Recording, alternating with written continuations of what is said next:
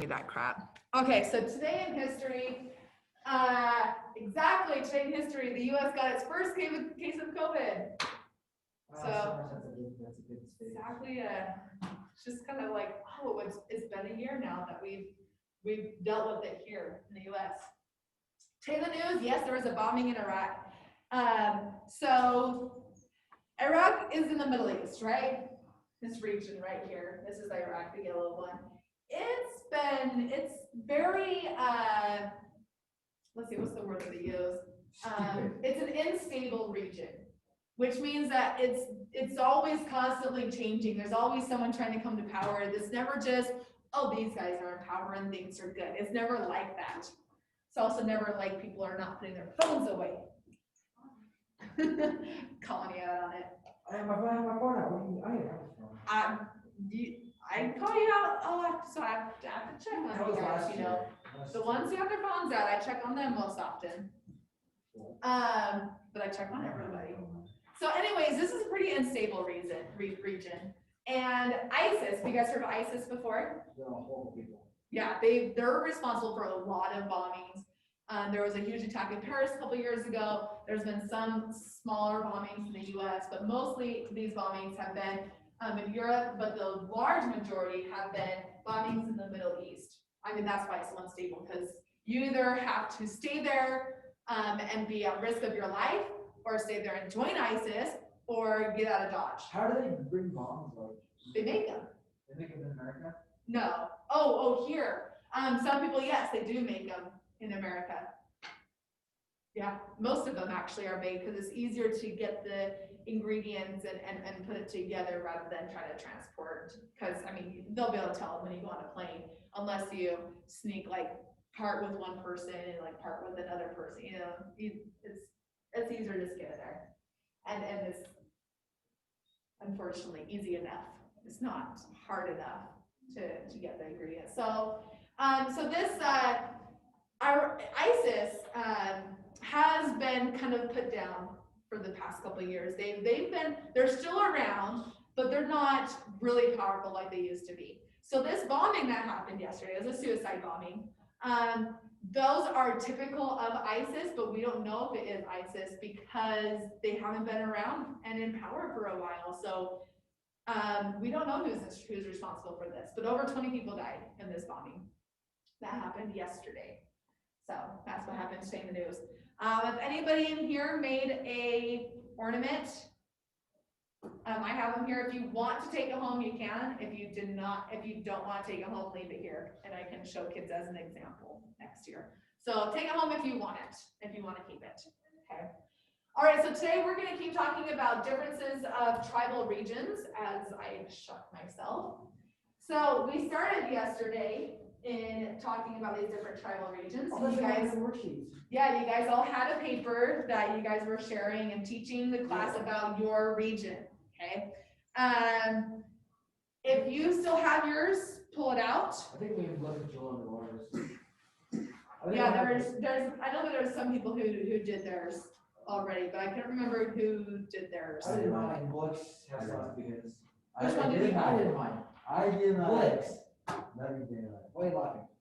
I'm not laughing because I did mine for sure. Which one did you have? The northern. The what? Northern. Northeast Woodlands? I have the coast, like the coast of like Washington, what I would call it, the northeast coast. Northwest Coast? Yeah. You both had, okay. Did you, I don't remember, so don't be lying to me, you guys. No, I'm just kidding. I had the Great Basin. Oh, you had the Great Basin? I almost got it. And did you share or no? Not sure. I'll share. I'm going to share it. I think we were about to have you Yeah, share. I was about to share them. Okay, so there's that, and you did, right? Yeah, Okay. And you have yours, and you have yours. Okay, all right. And okay, who wants to go next? I'll go next. I think I'm recording. Yes, I am. So can you just ask me questions that way? The Great Basin? Yeah, I can ask you questions. Okay, we can do it that way. Yeah. Okay, so what were the housing structures like?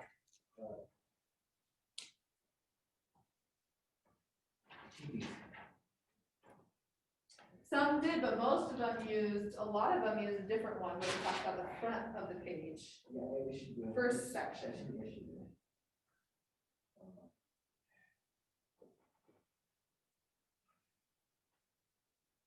Press W. Let's see.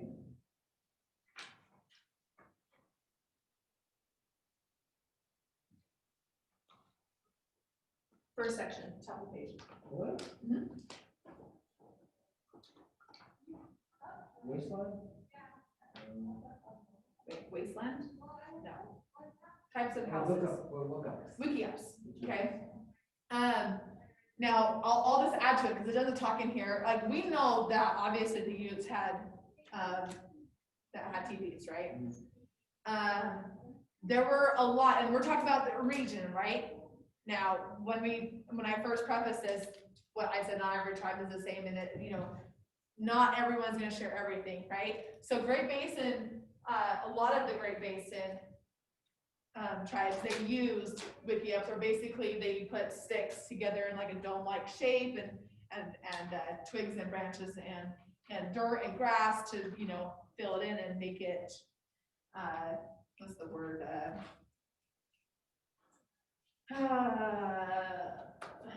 I've been using these words so often, now I'm forgetting them. Insulated, there we go. See, I talk about it every class, and I forgot what it's called, because I said it too much.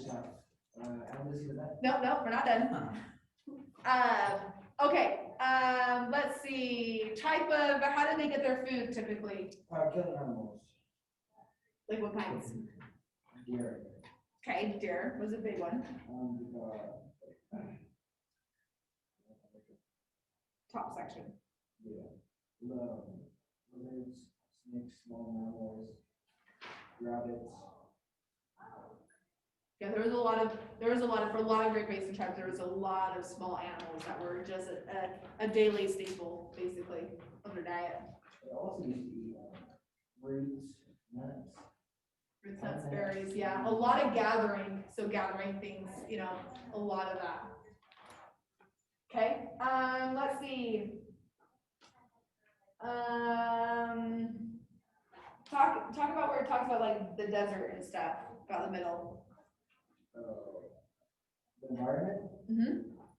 So they used to live in very small, well, I guess you can go in groups. Not too many people, very little people live in the desert.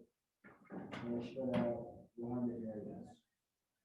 And they usually go by water, so the water source. Right, because it's known as a desert culture, right? So water is scarce. Pottery was super important to them because they needed, and using bladders was super important to be able to hold the water and preserve it. So they had to, when they did move, they had to move by water. That was their main thing. Let's move by water. It wasn't easy to find. Okay, let's see, traditions or ceremonies.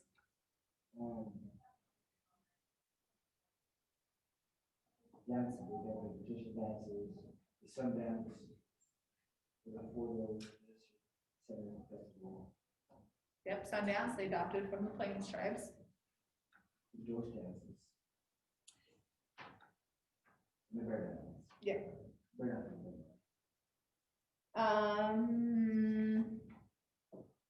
What was something that they made? A lot of them. Clothing and jackets. The clothing are like small animals, like rabbits. Okay, have something like that, and then Bats. buckskin too. I don't know if he even mentions that, but a lot of them did. Well, did they make like better weave baskets? Yep, baskets.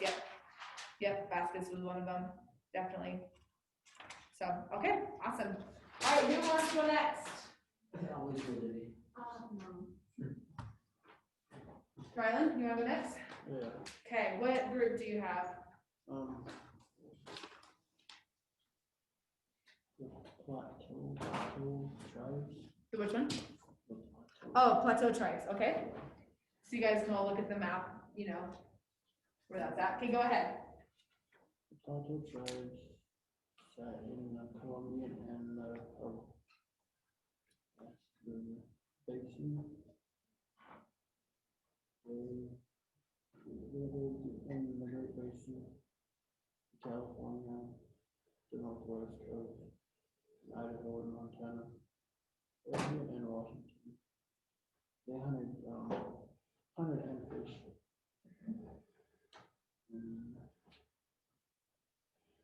they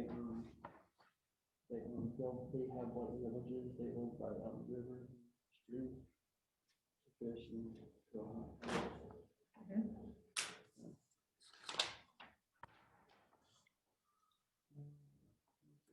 Love it. Okay, so I'll add a little bit more. They adopted, they're kind of a mix. I like the Plateau tribe because they're kind of a mix. They've adopted a lot of things from the tribal groups around them. So if you look at the map, you'll see the Northwest Coast on the side and the Great Basin down below and the Great Plains to the right. But there's the ones that are more to the west, they're more sedentary and stay still, but the ones to the right are nomadic at times, and they did trade and fight with Great Plains tribes as well. But there's a lot of things that are similar to each of those regions around them. For instance, their sedentary lifestyle and their housing structures was like the Northwest Coast tribes. The Great Plains, they adopted moccasins, and there's a couple that adopted teepees, but most of them had houses, like Northwest Coast houses. But moccasins, and there was something else that they adopted from Plains tribes, I can't remember right at this second. I think also shirts, how they made their shirts was adopted from Plains tribes. They adopted styles from the Great Basin tribes, or that are similar. I'm not sure actually who started it, but they have certain traditions similar to Great Basin tribes. For instance, when a woman is on her moon, she'll kind of like stay away from ceremonies and stay away and kind of stay by herself, isolate a little bit. And she can't eat anything that comes from an animal in the plateau region. So some similar things. Also, when they hunt, every person in the hunting party, they take one of the organs from the animal and everybody eats a bit of that one organ. And that's just one of the traditions that they have as well. Beating was super important to them. Trapping and fishing. Trapping was huge, but fishing was a big one as well. So they've got a lot of, that's mostly how they got their food. They didn't really do hunting, it's mostly fishing and trapping and hunting. Hunted moose, elk, deer, beaver, buffalo. And like I mentioned, the ones to the west were like teepees. Yeah, and that's pretty much it for that one. So, okay. All right. Hey. Okay, sorry. Oh, going through there. Sounds good. All right. That just leaves you.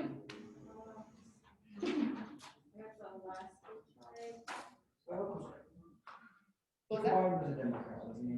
Huh? Joe Biden was a Democrat. Yes. Chris, Sorry. you need to not focus on your computer and focus on what she's going to teach us. Okay, go ahead. Alaska and Arctic tribes. Basically the Aleut and Inuit people, they're actually very closely related, and both their languages are the Eskimo Aleut language family. They basically all eat the same thing, which is small birds, small fish, land animals like caribou, sea lions, whales, and walruses. But the Inuits are like more like across the Arctic, so they live in igloos, and the Aleut people live in like little dome-shaped houses made of sod or timber. The Inuits were more like nomads, and the Aleuts mostly stayed in the small villages by the shore. Yeah. Yes. Yeah, fishing was main, I mean, you could look at the map and see how there's water surrounding them, right, basically, so water, fishing was huge. Traveling in canoes like the California Northwest Coast tribes was a big deal for them too.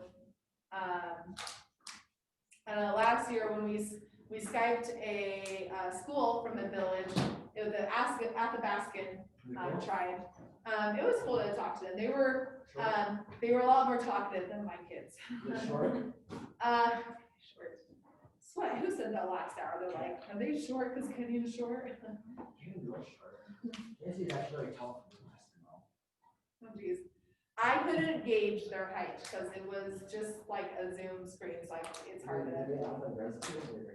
They for sure ask it. We only talked in a school setting and we're mostly just trying to get, each other's history and trying to talk about that. So they did have similar things to us, like their tribe specifically, their reservation was on a land that had oil. So they were able to lease oil to the government or land for oil to the government, just like the Ute tribe did. So that was one thing that we had in common with them.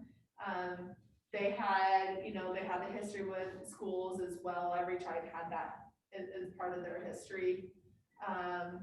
And they were a lot of the Western tribes, but especially the Alaskan tribes, they had the benefit of when they were put in reservations, it was mostly like you just stay here, pretty much. A lot of Western tribes did have the benefit of being able to have at least part of their reservation on traditional land. For example, the Ute tribe has their reservation on traditional Ute land, so it's a benefit. A lot of the eastern side tribes do not have that benefit. So yeah, that's pretty much. They did for clothing. They had to have like waterproof clothing because it was so cold, right? So they had to make sure that they used seal skin, otter skin. The northern ones, the Inuit, not the Aleut, but the Inuit, they were pretty nomadic a lot. They followed the animals around to hunt, but down the southern part, they were more of like, we're very focused on fishing and basically stayed in those villages and more sedentary. So those are some differences of where they were at. So, okay, all right. We're gonna do one more. Okay, so these are the options that you have. I'll pause it because we don't need. Okay, for those who are ready, let's go ahead and start. Who wants to go first? How about let's have you guys do one of yours first because you have two. So let's have you guys do one of yours first. Southwest tribe first. I'll start off. Okay, Southwest tribes, Southeast tribes. Southeast. So people in Southeast, so Cherokee, Chickasaw, Choctaw, Creek, and Seminole. Seminole tribes. These are the five, basically called the five symbolic tribes. Yep. So it's very less common. They have different types of houses and shelters and homes depending on how long they're staying, and they make it out of whatever was around them. I guess poles, logs, leaves. We had a festival called the Corn Festival, and lots of corn ceremony too.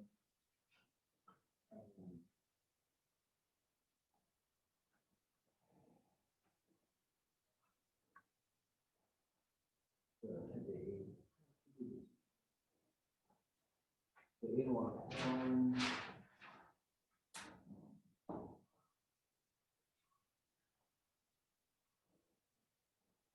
That's about it. He mentioned, or I guess, Blix, do you have anything to add to Southeast tribes? That he didn't say that you might want to. They grew staple crops like maize, beans, squash, everything in sunflower. Right, they were big farmers. And they fortified or not. The settlers they this out around the central part. Inside the central part, there were two public structures. One was fully enclosed and provided quarters of the council. Right, so the council, that was like their governing body. which a lot of tribes have councils, basically, or groups, who would roll together, decide things together. So that or a chief, really. Okay, and in these areas, Chris mentioned poles. They used poles that were not only used for games, but also for displaying scalps and prisoners of war. So it's like, we use it for fun things and for things that are not so great, because it's, I mean, What is the bathroom like? yes, I know. Let's see. Yeah, because they were more sedentary, because they farmed, they made their structures permanent, but they did have a lot of, I mean, it's pretty warm, but they mostly lived in things that are kind of like shade houses. But they did also make it more fortified during the winter months when it's a little bit cold, more colder. But for the most part, it was kind of basically like shade houses that they lived in. So yeah, they're called, as you said, the 5 civilized tribes because when Europeans came and before they were kicked out in the Trail of Tears, because these guys were the ones that had to move away from the Trail of Tears.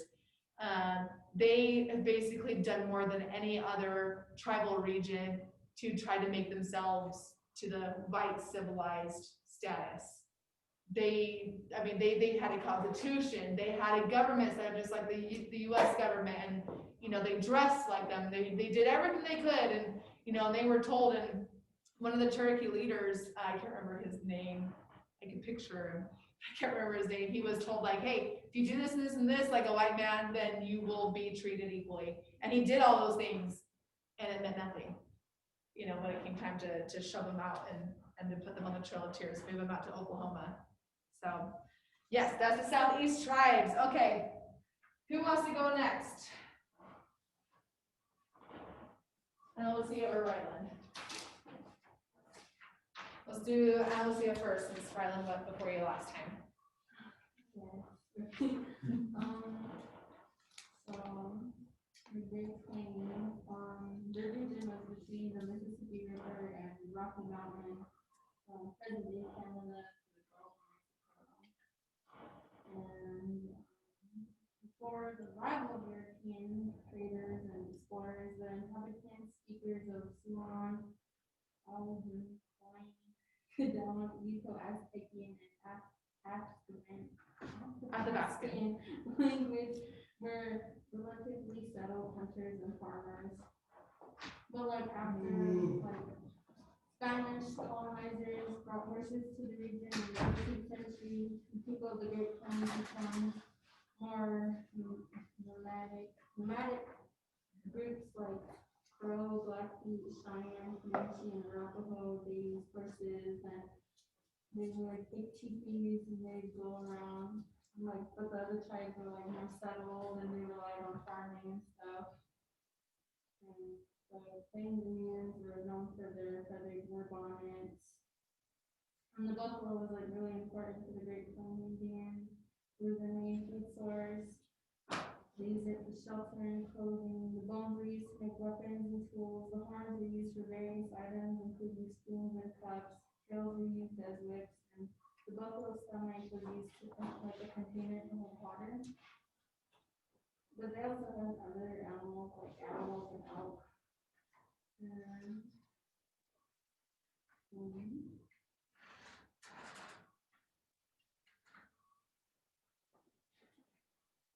Let's keep hitting into it. I know. That's because you guys keep moving the table more and more back there. Oh, yeah.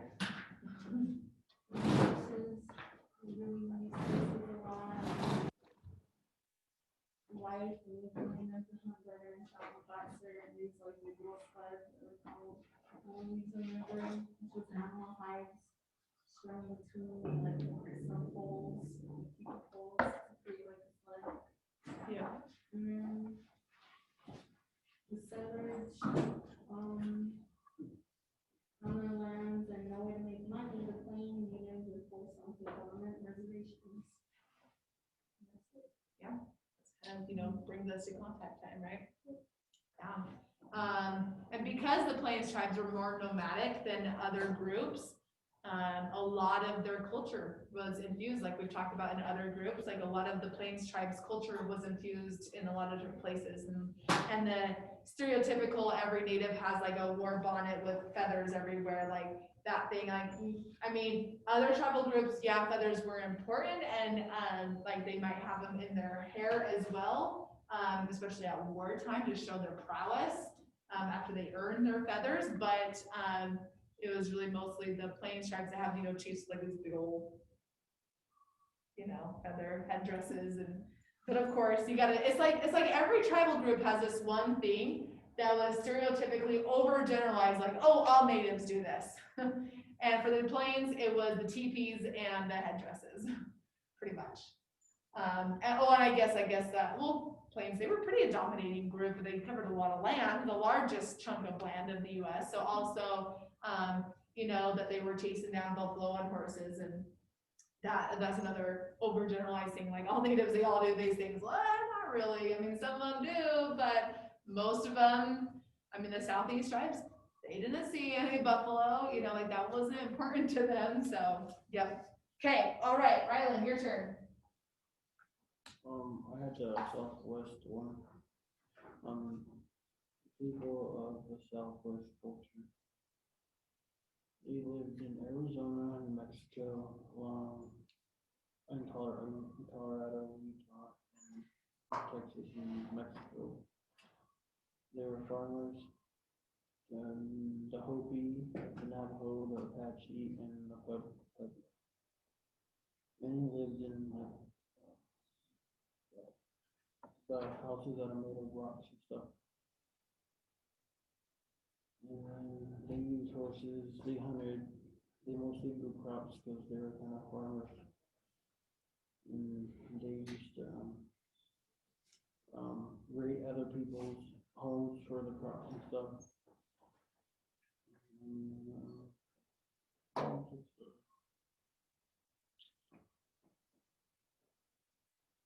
That's about it, I guess. And then the name of like the naming of like the newborns, like the babies, their parents didn't name them, they named them, they got their names from the elders. And like the Hopi babies, they were not named until 20 days. And that's about it, yeah. Right. So it's kind of unique of how they name babies and how they have their babies, not the parents not naming them. Hopis, like you mentioned, they aren't named until 20 days later. They were big into artwork because the more sedentary tribes, I feel like they have more time for artwork and for like more permanent housing, right? So they had like the what do you call it? Adobe pueblos, and but they did have some of the northern ones. So if you look at the Southwest section, the more northern tribes, they had houses made of like mud and sticks and stuff like that. But the more southern ones that are more sedentary, they're the ones who have like very set in stone, literally, houses. But artwork was big for them. Pottery, baskets, sewing, sand painting. Like pottery was one of the biggest things for Southwest tribes, and even the ones that, even the Great Plains tribes that border as well, pottery was a big thing for them too, because it's in the South, it's hot, you need water, you gotta support yourself. So definitely. Okay, awesome, thank you. Okay, that's good. And last one for you guys. Go ahead, boys. Take the lead.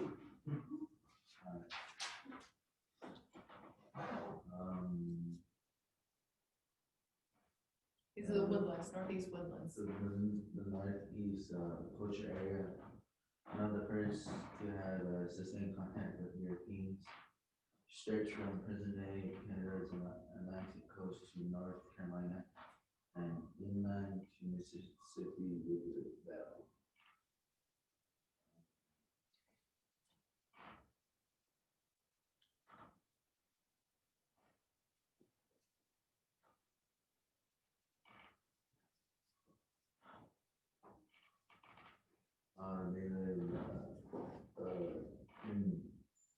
small farming and fishing villages along the ocean.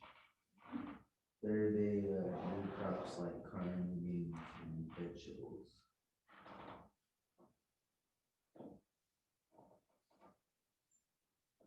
The northeast coastal area comprises a how do you say that? Where are you at? The third, Oh, mosaic. mosaic of temperate forest meadows, wetlands, and waterways. So basically lots of trees and lots of water. Yes. The traditional diet consisted of a wide variety of cultivated, hunted, and gathered food, including corn, beans, squash, deer, fish, water birds, leaves, seeds, tubers, berries, roots, nuts, and figures.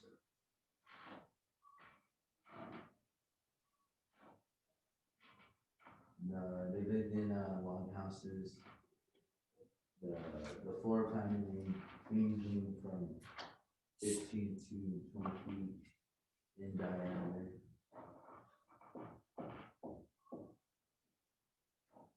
These are long houses, they're really long. I mentioned like a rectangular floor plan, basically.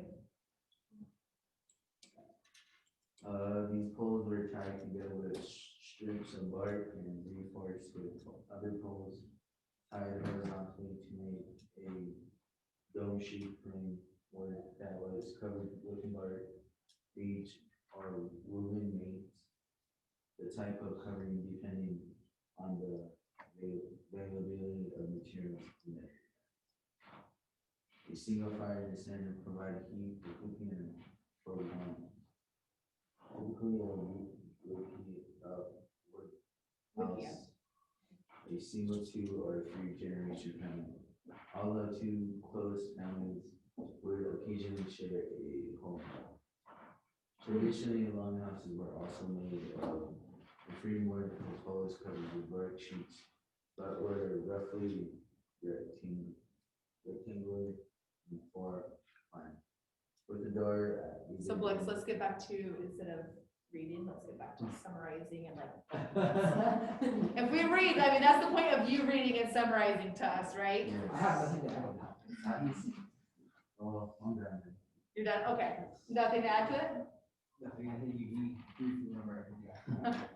I think some of the most important things about this area, so if you look at the map, the eastern woodlands or northeastern woodlands, there's lots of wood, right? Lots of wood to build things. That's why they used wood for their structures.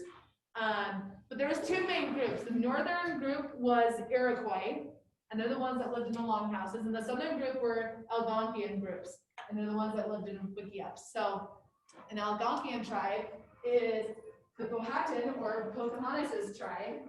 Oh, come on, man. And in the movie, of course, like this shows a TV, though they lived in Wickiups like this, right?